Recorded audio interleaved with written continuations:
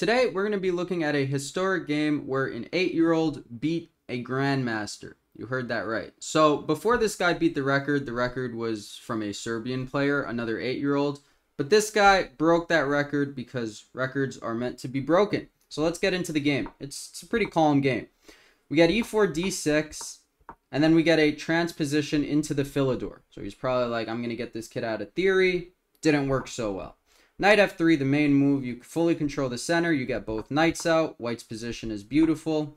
And we get castles, h3. The point of h3 is you want to get your bishop on e3, but you don't want to deal with knight g4. Though I'm sure there are some lines with bishop d2, queen c1. That is the point of h3. c6, okay, kind of playing it like a check perk. We get a4.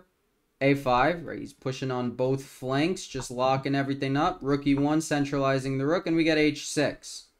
Now, this is a hook, and white is well prepared now to set up the battery. He prophylactically steps out of the way. Bishop a2, easy to forget about these bishops, especially in bullet. But this was not a bullet game. This was a classical game. I think it was played in Switzerland, February of this year, by the way.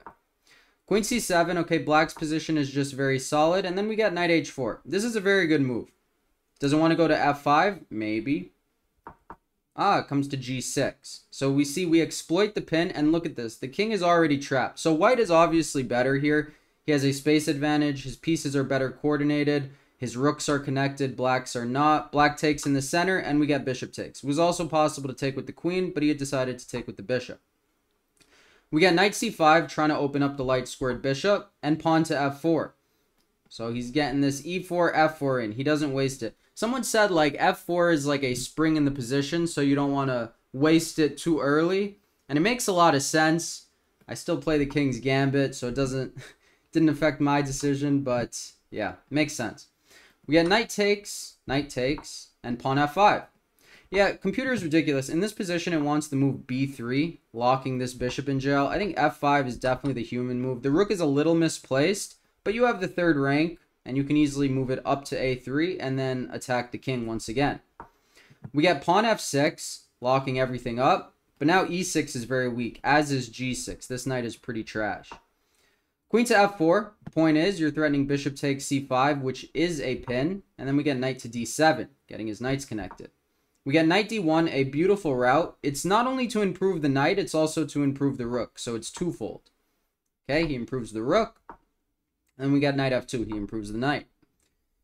Queen to f7, pawn to g4.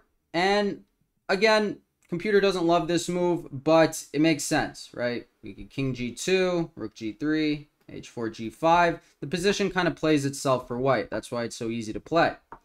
King to g2, maybe stepping out of the way of any forks potentially. If you want to play b3, there would be knight f3 from black, so he avoids all that. We get h4, the logical follow-up, and black is now breaking in the center with d5.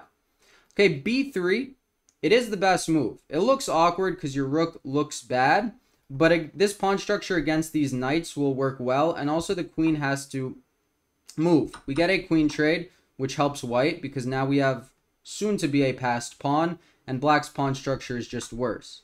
We get takes, he removes the knight, and then he takes. Why is this endgame winning? Well, this endgame is winning simply because your pawn structure is better, and your pieces are more mobilized.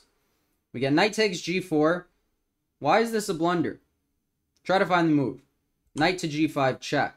You're picking up the rook. They get a knight and a pawn, but again, it comes down to pawn structure and activity. White has both. Rook takes c6, snapping off the pawn. Black is going for this check, but white calculated very well over here. Just a5. We get the check. Can't take this pawn because that guy will become a queen. And then another beautiful conversion technique, right? It doesn't matter how much material you're up. A win's a win, so he simplifies the position. So it's equal in material, but not in position. This rook gets locked down to a8, allowing white to take the pawn. This pawn serves as a barrier against this king, and white's king is just in time. So, a beautiful game, very positional, and yeah, an impressive feat. Youngest person to ever beat a Grandmaster. Thank you guys as always for watching. Have a great day.